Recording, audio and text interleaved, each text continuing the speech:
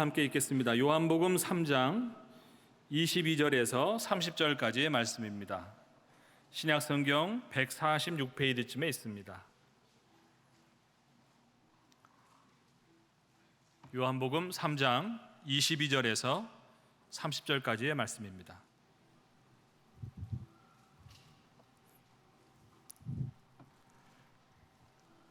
저와 여러분이 한 절씩 번갈아 읽겠습니다.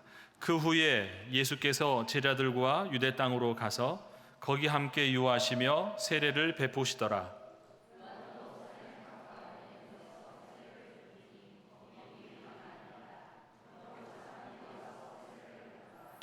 요한이 아직 옥에 갇히지 아니하였더라.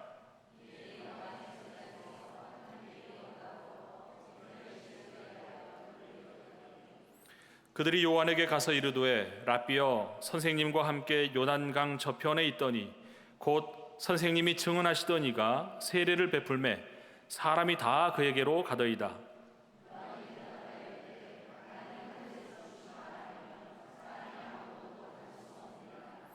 내가 말한 바 나는 그리스도가 아니요 그의 앞에 보내심을 받은 자라고 한 것을 증언할 자는 너희니라.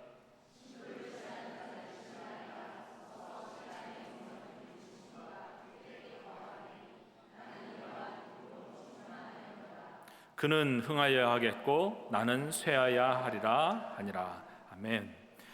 디모데 성경연구원의 대표로 계시는 이장 목사님께서 말씀 증거해 주시겠습니다.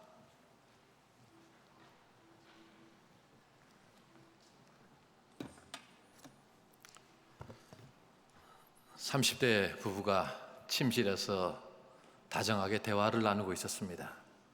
아내가 남편에게 질문합니다. 애교를 피우면서 자기야, 이 세상에서 자기는 어떤 여자가 제일 예뻐? 이런 질문을 받을 때 남자들은 좀 생각하셔야 됩니다. 마음속에 있는 거 그대로 말씀하시면 안 됩니다. 송혜교, 전지현 이랬다면 큰일 납니다. 남편이 그야 자기지, 나는 자기가 이 세상에 제일 예뻐. 아내가 너무너무 즐거워하면서 또 묻습니다. 그럼 그 다음 2번은 누구야? 그거야 우리 딸이지. 3번은 처제지. 4번은 장모님이지. 5번은 우리 어머니지.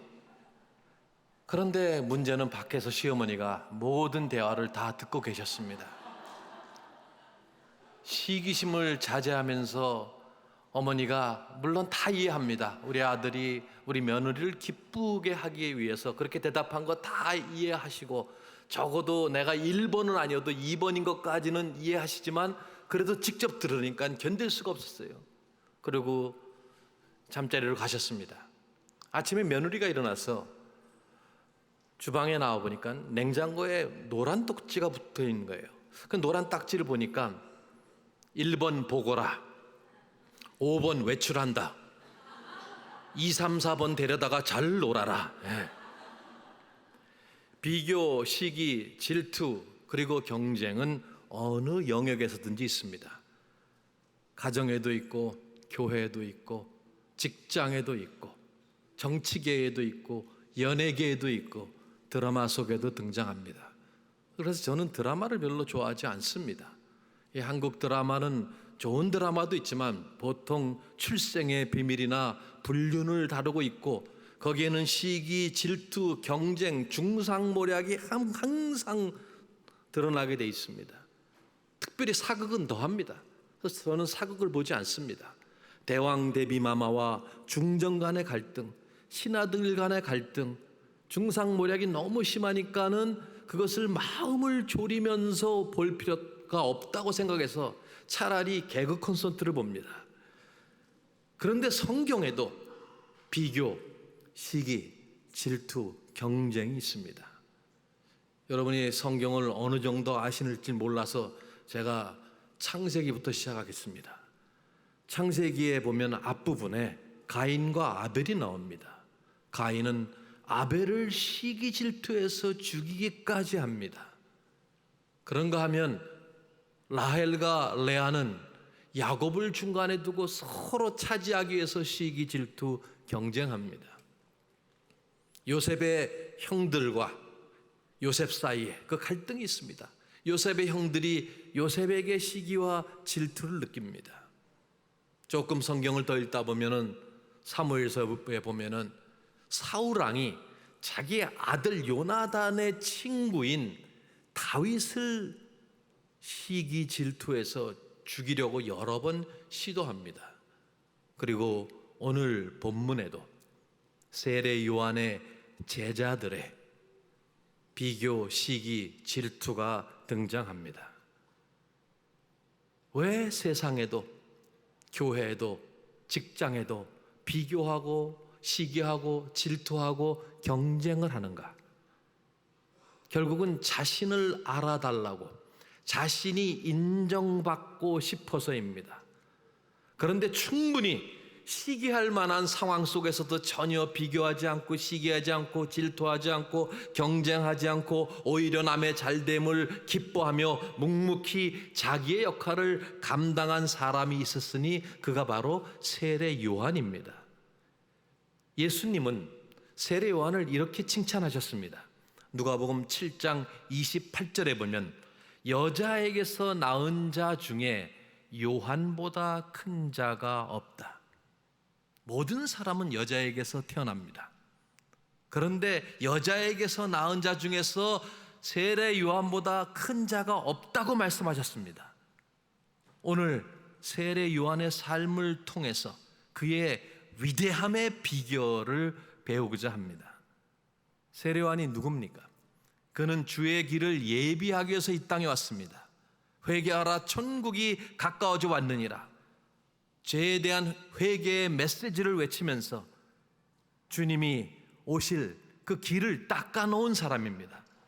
그뿐 아니라 그는 외로운 광야에서 고행을 하면서 사역을 했습니다. 집도 없었습니다. 낙타의 털옷을 입고 허리에 가죽들을 띠고 광야에서 메뚜기와 들꿀을 먹으면서 살았습니다. 이 사실을 잘 모르는 남성들은 이런 삶을 너무너무 부러워합니다. 와이프가 없는 광야에 가서 밍크 코트 입고 정력제 이 메뚜기와 로얄 젤리를 먹고 산다고 부러워한 사람이 있는데 그때 그 당시 삶은 고행의 삶이었습니다. 그는 오실 그분은 나보다 더 위대하시고 능력이 크시고 거룩하시다고 소개했습니다. 세례 요한은 공식적인 교육을 전혀 받지 못했습니다. 재물도 없었고 권력이 있는 친구도 없었으나 그는 영향력을 끼치고 있었습니다. 그의 설교를 듣기 위해서 많은 사람들이 몰려들었습니다. 그는 기적을 행한 적도 없고 초자연적인 능력도 가지고 있지 않았습니다. 그런데 복음서 기자들은 무리들이 그의 설교를 듣기 위해서 그가 변두리 지역에서 설교했는데도 불구하고 몰려들었다고 기록하고 있습니다. 다양한 사람들이 몰려들었습니다. 정치계, 종교계 지도자, 군인, 세리, 부자, 가난한 자들이 그의 설교를 들으러 몰려온 것을 보면 그가 분명히 영향력을 끼치고 있었습니다. 오늘 본문에 보면 세례 요한의 마지막 증거가 나옵니다. 오늘 본문은 우리가 함께 교독했듯이 요한복음 3장 22절부터 30절까지입니다. 요한복음인데 요한이 아니라 사도 요한이 아니라 세례 요한입니다. 사도 요한이 요한복음을 기록했지만 오늘 본문에 등장하는 요한은 세례 요한입니다. 그리고 오늘 본문은 크게 둘로 나눠져 있습니다. 22절부터 26절까지는 세례 요한의 제자들의 질문입니다. 그리고 27절부터 30절까지는 세례 요한의 대답입니다. 그런데 세례 요한의 제자들의 그 질문을 분석해 보면 비교와 시기와 질투와 경쟁 의식이 드러납니다. 그 당시 예수님도 세례를 주고 요한도 세례를 주는데 세례 요한을 열렬히 추종하던 제자들이 수세에 몰리게 돼 있었어요. 왜냐하면 세례 요한에게 많은 사람들이 몰려들어서 세례를 받았었는데 이제 그 사람들이 점점점 더 예수님께로 몰려가기 시작한 것입니다. 세례를 받은 사람들조차 서로 나는 세례 요한에게 세례를 받았다, 나는 예수에게 세례를 받았다, 서로 우월감을 드러내고 서로 비교하면서 시기 질투하고 있었습니다. 이전에 91년 이후입니다. 저하고 양승원 목사님이 미국에서 성경 파노라마, 구약의 파노라마, 신약의 파노라마 강사 교육을 받고 한국에 들어와서 이제 그 강사들을 훈련하면서 한국 교회가 하나님 말씀을 사랑하는 사람으로 가득 찼으면 하는 그런 열망을 가지고 열심히 사람들에게 이 성경을 가르쳤습니다.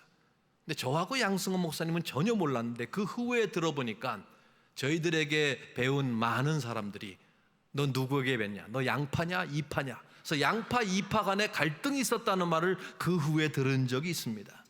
사람들은 비교를 합니다. 누구한테 세례를 받았다. 나 어느 교회 가서 누구의 메시지를 듣는다. 지금 세례 요한의 제자들이 지금 비교하면서 시기 질투했습니다. 거기다 세례 요한의 제자들이 화가 난 것은 뭐냐면 예수님께서 오시니까 세례 요한이 자리까지 양보하고 변두리 지역으로 떠났기 때문에 어떻게 자리까지 양보할 수 있느냐. 그래서 더 화가 났던 것입니다. 예를 들어서 예수님께서 잠실 지역에서 세례 요한이 사역을 했는데 예수님이 잠실 지역에 오시니까 세례 요한이 파주 정도로 간 겁니다. 파주 정도로 세례 요한이 가니까 세례 요한의 제자들이 뭐 그렇게까지 할 것까지 있느냐고 시기 질투하면서 세례 요한에게 따지고 있는 모습입니다. 예수님께 가는 무리의 수가 점점 더 많아지니까 점점 더 세례 요한의 제자들은 마음이 불편해지기 시작했습니다. 그래서 26절에 이 세례 요한의 제자의 마지막 질문을 보면 사람이 다 그에게로 가나이다. 이 심정 이해하시겠어요? 사람이 전에는 다 우리에게 왔었는데 다 그에게로 가나이다. 예를 들어서 이 세대력 교회 부근에 새 계력 교회가 생겨서 그곳에 메시지도 좋다 그래서 사람들이 몰려가기 시작하는데 세대력 교회 교인들이 조금씩 몰려가기 시작한 거예요. 그러니까 이제 세대력 교회의 이 지도자들이 서로 모여서 이 일을 의논하는 겁니다. 안수 집사님, 장로님들이 야 이거 안 되겠어. 목사님께 물어보자. 그래서 목사님께 몰려가서 장로님과 안수 집사들이 다 그에게로 가나이다. 박기미 집사도 가나이다. 박기미 집사란 박 집사, 김 집사, 이 집사지 어떤 특정한 인물이 아닙니다. 머리 굴리지 마세요. 네. 어찌하면 좋으릴까? 이런 지금 상황을 이해하시겠습니까?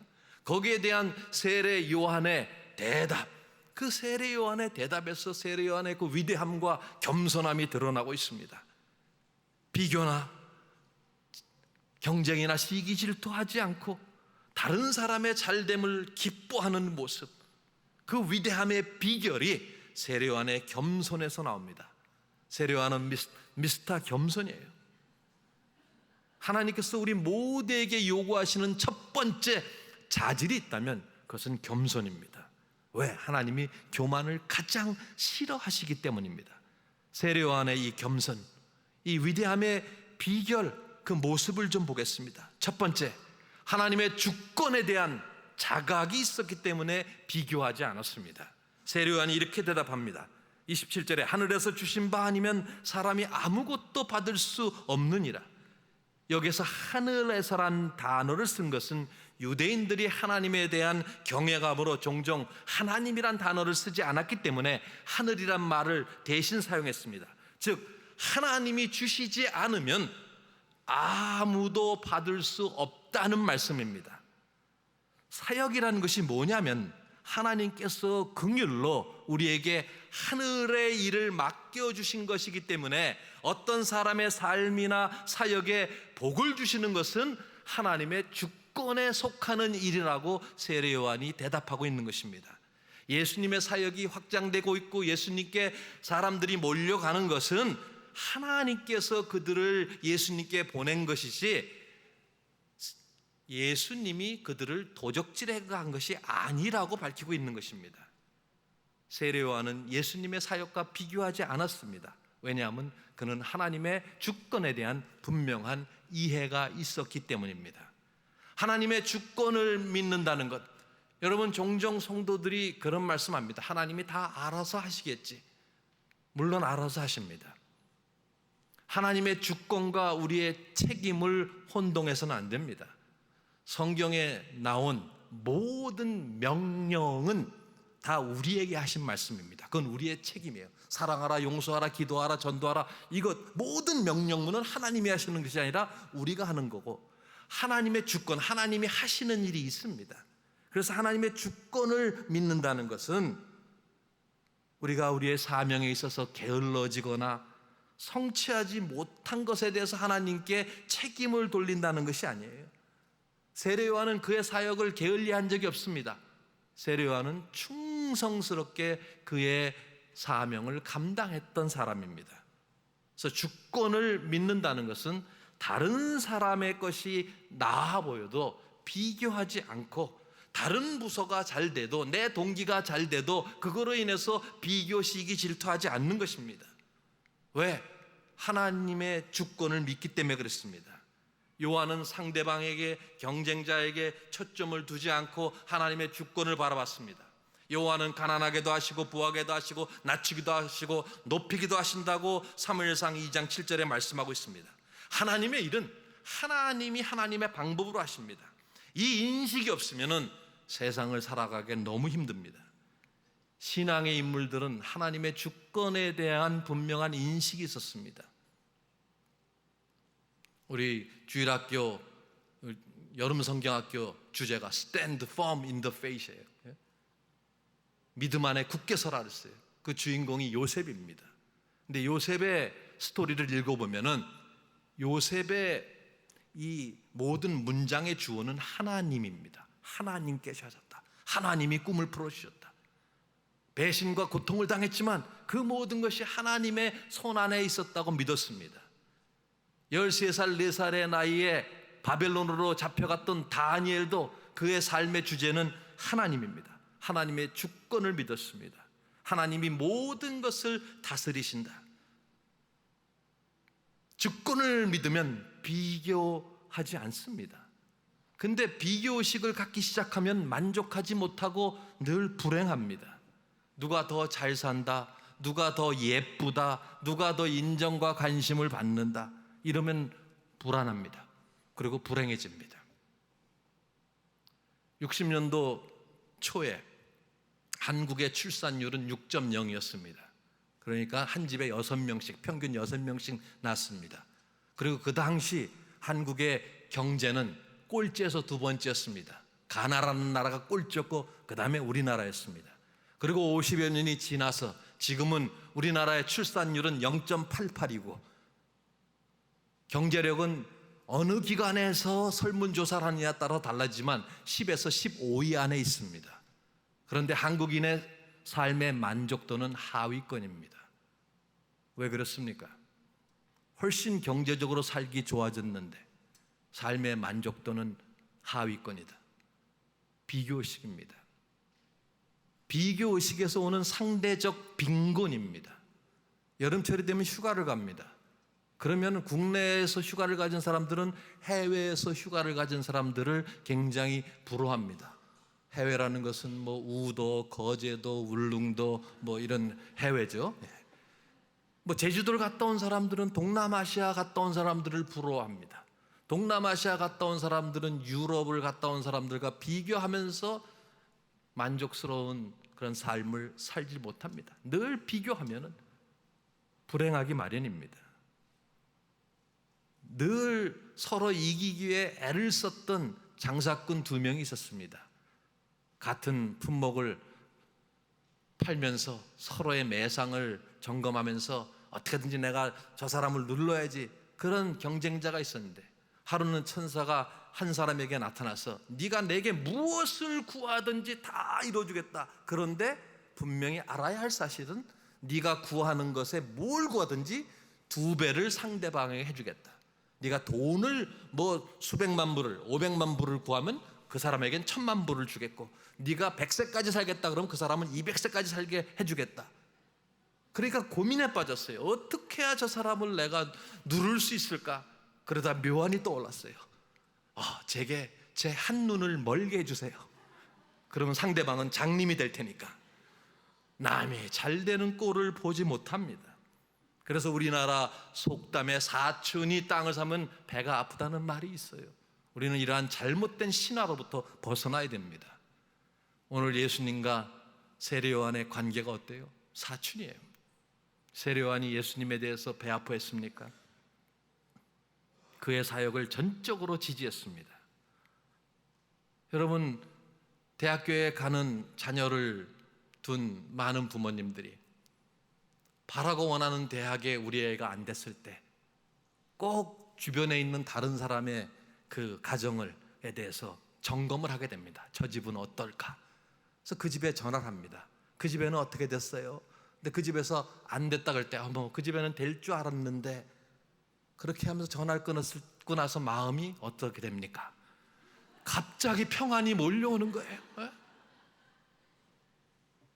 우리가 다른 사람의 잘됨을 기뻐해 줘야 하는데 우리는 다른 사람의 잘됨을 기뻐하지 못하고, 다른 사람이 안 되면은 거기에서 오히려 위로를 받는 것이 우리의 그 나쁜 죄성입니다.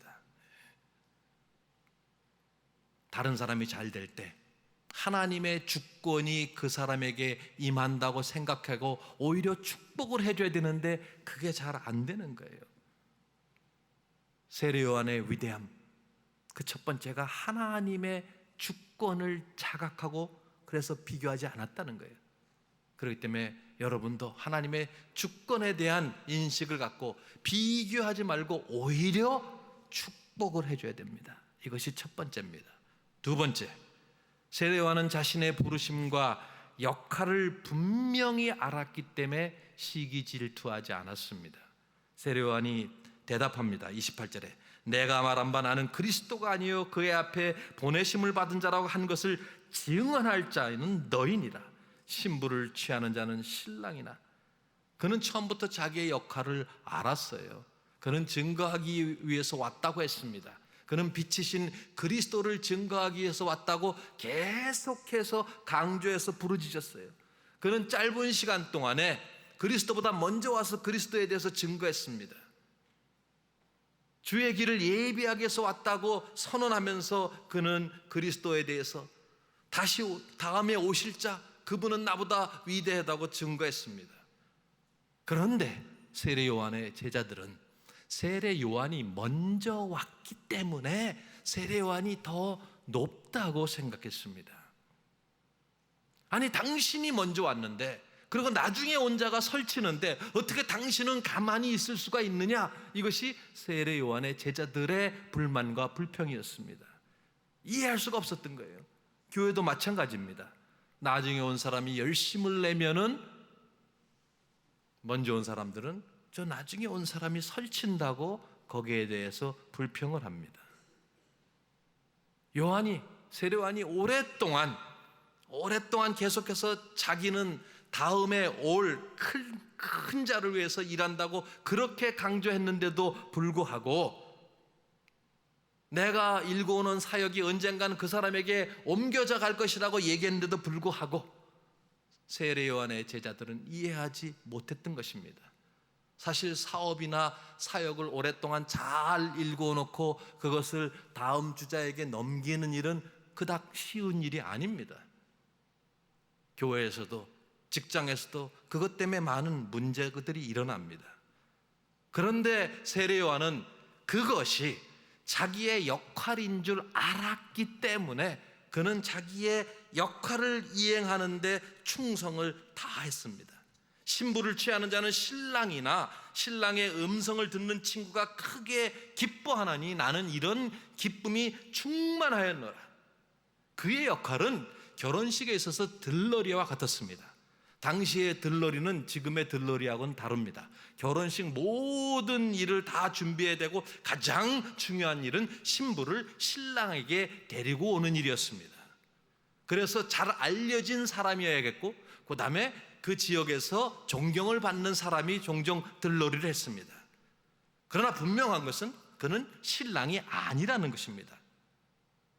세례 요한은 분명히 자신이 들러리라고 얘기합니다. 들러리의 역할, 신랑 대신 예수님께 사람들을 소개하는 것이 자기의 역할이라고 밝힙니다. 그러나 그는 신랑이 아니었습니다. 우리는 인생을 살면서 자신의 역할을 분명히 깨달아야 돼요. 가정에서도, 교회에서도, 직장에서도 내 역할이 무엇인가, 그 역할에 충성해야 돼요. 어느 5인방이 있었습니다. 아주 친한 남자 5인방인데 그 중에 한 명이 불의의 사격으로 죽게 됐어요. 그래서 네 친구들이 장례를 준비합니다. 한 명이 주도적으로 나서서 말합니다. 우리가 그래도 5인방으로 그렇게 이름을 떨쳤는데 사람들이 우리가 친한 걸 다 아는데 우리가 우리의 친한 친구를 위해서 장례를 준비해야지. 그러니까 우리 다 역할을 맡자. 너는 묘지를 사. 너는 관을 사. 너는 모든 조객들의 식사를 담당해. 그래서 알았어 그랬는데 가만 보니까 이 지적한 친구는 아무것도 안 하는 거야. 근데 넌 뭐 할 건데? 나도 분명한 중요한 역할이 있어. 넌 뭐 할 거야? 얘기 좀 해봐. 이때니까 뭐 할 건데? 난 화투를 준비할 거야. 어쨌든 역할이 있습니다. 자, 위대함이란, 진정한 겸손이란 자기의 역할과 사명을 이해하고 그 한계를 분명하게 받아들이는 것입니다. 서야 할 자리와 서서는 안 될 자리를 구별하는 거예요. 내가 가야 할 길과 해야 할 일을 아는 것입니다. 세례요한은 나는 스타가 아니다. 나는 단지 조연일 뿐이다. 자기의 역할을 이해하지 못할 때 갈등이 많습니다. 주제 파악을 할 줄 알아야 돼요. 그런데 국어 시간에 졸았으니까 주제 파악을 못하는 거죠. 수학 시간에 장난쳤으니까 분수를 모르는 거고, 지리 시간에 땡땡을 쳤으니까 자기 위치를 모르는 거고, 체육 시간에 도시락 까먹었으니까 방향을 모르는 거예요. 남이 하는 일에 대해서 지대한 관심을 갖지 말고 자신의 역할에 충성해야 됩니다. 역할을 제대로 하지 않으면요, 질서를 깨트립니다. 역할에 충성하는 것은 교회나 가정이나 사회나 직장에서 리더십에 순종하고 기존 질서를 존중하는 거예요. 그래서 우리는 우리의 역할에 충성하고 우리의 한계를 벗어나지 말아야 돼요. 다른 사람의 연봉이 오르는 것에 대해서, 다른 사람이 승진하는 것에 대해서, 교회에서 다른 사람이 어떤 직분자가 되는 것에 대해서, 직장에서 상사에게 가서 따지거나 교회에서 목사에게 가서 따지는 것, 그거 우리 역할 아닙니다. 맡겨진 역할에만 충성하면 돼요. 저는 축구를 좋아하는데요, 축구에서 골키퍼는 골을 넣는 사람들을 부러워해서는 안 돼요. 그의 역할은 골이 들어가지 않게 막는 일입니다. 영화에서 조연을 맡은 사람은 자기가 맡은 조연에만 충성해야 돼요. 아무리 그 조연이 짧은 단역일지라도 거기에 충성해야 돼요. 예를 들어서 총 한 방 맞고 죽는 것이 그가 맡은 역할이면 총 맞고 빨리 쓰러져 죽어야 되는데, 죽는 것도 뭐 그냥 막 하다가 이렇게 죽었다 다시 일어나가지고 또 이러고 엎드렸다가 또 이렇게 보고 또 일어나고, 이건 아니라는 거예요. 빨리 죽어야 돼요. 그래야 그 다음에 역할도 또 막 자기가 맡을 수가 있는 거죠. 자, 위대함의 비결은 하나님의 주권에 대한 주권에 대한 자각을 하면서 비교하지 않는 것이고, 자신의 역할과 부르심에 충성하는 것이고, 마지막으로 하나님의 영광에 초점을 맞추는 것입니다. 세례요한은 하나님의 영광에 초점을 맞췄기 때문에 자신을 드러내지 않았어요. 나는 이런 기쁨이 충만하였노라. 그는 흥하여야 하겠고 나는 쇠하여야 하리라. 말씀이 좀 어렵죠. 그는 점점점 더 위대해질 것이고 나는 점점점 더 사람들의 관심에서 멀어질 것이다. 바로 이런 뜻입니다. 결혼해서 들러리는 신랑에 대해서 질투하면 안 돼요. 신랑이 기쁨을 위해서 함께 기뻐해야 됩니다. 신랑이 조명을 받고 각광을 받고 카메라의 초점이 신랑에게 가 있는데 신랑을 찍으려고 그러는데 신랑을 밀쳐내고 들러리가 자기 얼굴 집어넣는 경우는 없습니다. 모든 들러리는 자기 역할을 아는 거예요. 요한의 마지막 고백입니다. 그는 흥하여야겠고 나는 쇠하여야 하리라. 영광을 취하는 자는 내가 아니라는 사실을 세례 요한은 너무 잘 알았습니다. 항상 하나님의 영광에 초점을 맞춰야 돼요. 우리가 교회에서 섬길 때 내가 아니라 그리스도입니다. Not I but Christ. 이것이 우리의 삶의 모토가 돼야 돼요. 내가 아니라 그리스도. 이것이 우리의 머리에 아주 박혀야 돼요. 내리 속에 박혀야지만 교회에서 시기질투 갈등하지 않습니다. 내가 아니라 그리스도. 우리는 자연적으로 우리의 영광을 취하려 하고 누군가 우리를 알아주기를 바랍니다. 그런데 누가 알아주지도 않고 인정해주지 않으니까 불평불만하다가 교회를 떠나는 경우가 생깁니다. 아주 어린아이들 수준이에요. 나. 미성숙한 사람일수록 입에서 나가 많이 나옵니다. 내가 했고요, 내가 했고, 내가. 세례 요한은 세상이 보여주는 성공이나 인기에 급급하지 않았습니다. 그는 자신이 조연인 것을 너무나 잘 알았어요. 여러분, 교회에서도 장로님들이나 안수집사님, 목사가 주연이 아닙니다. 크리스찬 세계에서는 우리가 아무리 오래 조연 생활을 아주 탁월하게 잘한다 할지라도 절대 주연이 되지 못합니다. 왜냐하면 주연은 한 분밖에 없어요. 예수 그리스도가 우리의 인생에서 주연이기 때문에 이런 설교자가 주연이 아니에요. 설교자의 역할은 뭐예요? 여러분을 하나님의 말씀으로 끌어들여서 말씀에 드러난 그리스도에게 연결하는 역할을 하는 것이 설교자입니다. 조연일 뿐이에요. 밤하늘의 별은 해가 뜨면 다 사라지기 마련이에요. 세례요한은 자신이 무대에서 내려가야 될 것을 너무나 잘 알고 있었어요. 우리의 문제는 뭐예요? 날점버섯 신드롬이에요. 날점버섯. 동지섣달 꽃핀 듯이 날점버섯. 나를 좀 안 봐주고 인정 안 해주면 그저 섭섭해요. 우리 크리스찬 세계에서 모든 초점은 그리스도께 있습니다. 진정한 위대함, 진정한 겸손은 그리스도에게 모든 영광을 돌리는 거예요. 아까 우리 어린아들 예배 드릴 때 김 목사님은 라면을 가지고 이렇게 말씀하시는데 제가 그걸 듣다가 번쩍했어요. 저는 냉면을 좋아해요. 굉장히 냉면을 좋아하고 예전에 이렇게 한국에 출장 오면은 12끼를 먹을 기회가 있으면 11끼를 냉면을 사 먹었어요. 그 정도로 냉면을 좋아합니다. 근데 냉면이 나오면 먼저 이렇게 육수를 착 맛보잖아요. 그런데 보면 많은 사람들이 식초하고 겨자를 넣습니다. 그렇죠? 식초하고 겨자를 넣고 이렇게 냉면 육수를 맛을 봐요. 어느 누구도 제가 냉면 먹는 사람을 수만 명을 관찰했는데 겨자 맛있다, 식초 맛있다 한 사람도 못 봤어요. 왜 그렇습니까? 겨자와 식초는 모든 영광을 냉면께 돌렸기 때문에 그래요. 우리가 그리스도께 영광을 돌리지 않는다면 우리는 겨자와 식초만도 못한 거예요. 진정한 위대함의 비결 뭡니까? 하나님의 주권을 인정하고 비교하지 않는 것입니다. 자신의 역할과 부르심을 인식하고 그 부르심과 역할에 충성하는 거예요. 그리고 모든 초점을 그리스도께 맞추는 것입니다.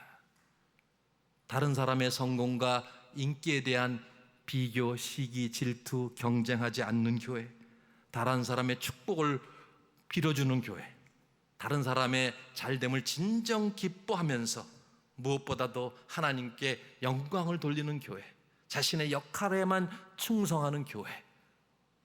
그래서 이 교회는 미스터 겸손, 미세스 겸손, 미스 겸손으로 가득 참으로 말미암아 하나님께만 영광을 돌리는 그러한 교회로 자라가기를 부탁드립니다.